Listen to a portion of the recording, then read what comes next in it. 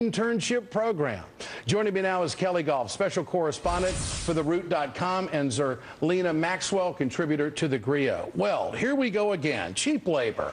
How embarrassing is this, Kelly? It was hugely embarrassing, and the way we know it was hugely embarrassing is because Leanin.org's spokesperson called me at 11 o'clock the night that the story broke to try to sort of explain their side of things. Well, you've written a lot about it. Yep, for the Washington Post, the People blog. And what was, interesting is that they knew that they'd stepped in it, and the way we know that they knew they stepped in, Ed, is because within 24 hours, Rachel Thomas had come out with a different statement saying that they had done an about-face, and they recognized the importance of being fair and opening up the doors to people and equality. I'm a kid who would not have the career that I have had someone not taken a chance on me and given me a paid internship, because I'm not from a privileged background, and I would not have had the opportunities I've had if people had not recognized the inherent inequality in giving kids an opportunity to only work for free. The only people who can afford to do that have rich parents. I don't have rich parents. A lot of kids don't have rich parents. Zerlina, your thoughts on this? I mean, is this a classic example of those who have been fortunate enough need to open up avenues for others? Absolutely. You cannot lean in when you don't have money, right? So if she wants everybody to lean in and strive and ask for equal pay and be assertive in the workplace, you need to have money in order to get ahead. That is part of the problem. I mean, I think unpaid internships, clearly what Kelly said is absolutely correct, that only the privileged are able to do something unpaid. Unpaid internships, does this harden the fight for equal pay for women? Absolutely, and I think, we were just talking in the green room because there's a lot of talk about paycheck fairness, and I think that, the idea that women don't ask, and the fact that women are getting paid and they don't know that they're getting paid less than their male counterparts, that is a huge problem. We need transparency. We need to be paying people for working. Free labor is not okay, and it's not something that we should be promoting, particularly when you have a book about it. This is part of a larger conversation too, Ed, because not only have unpaid internships become the norm, let me just tell you something that I mentioned in my column.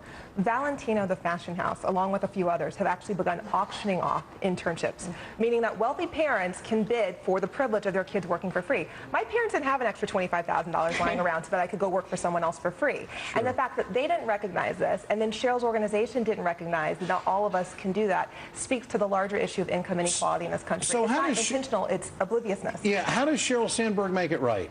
They're trying. They actually said a day But after. her instinct was, unpaid internships are okay. Again, and it's the non-maliciousness, it's the obliviousness, which is almost just as bad. Yeah. And so the next day they said that they are going to have a paid internship program, and I say bravo to them for at least getting it, hearing the criticism as opposed to burying their heads in the sand. Should there be legislation that deals with this? Absolutely. I think that, there is a big activist push to stop this process of unpaid internships, because only the privileged can do that. And then you're setting up a structural barrier for people to get ahead and to become CEO because they don't have the experience right out of college or during college, because you have to go take a job to pay your rent and your bills. And if your family is paying for you to get an internship, the process is completely unfair. Setting up the internship program to pay people, as far as Sandberg is concerned, is one thing.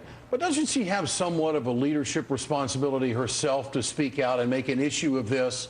And make other people of wealth who are in a position to help others realize that this is a real mistake and this is a problem, and this is part of the educational process. Well, and this is part of the best thing to come out of this. People a lot of times accuse me of writing things just to cause trouble, and that's really not my intention. It's to spark a conversation.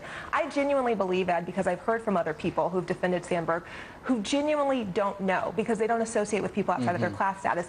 They didn't know that people like me were being locked out. They didn't know this was an issue until Sheryl got this blowback. And what I was going to say is, I don't know if legislation's the answer. The Department of Labor, though, is all over this issue in terms of federal oversight. They are starting to crack down on people essentially skirting paying minimum wage laws by calling it an unpaid internship. The Department of Labor is over this, and there have been a lot of lawsuits that are also starting to make employers think twice about getting away with this. Kelly Goff, Zerlina Maxwell, thanks so much for joining us. Appreciate your time. Tonight in our survey,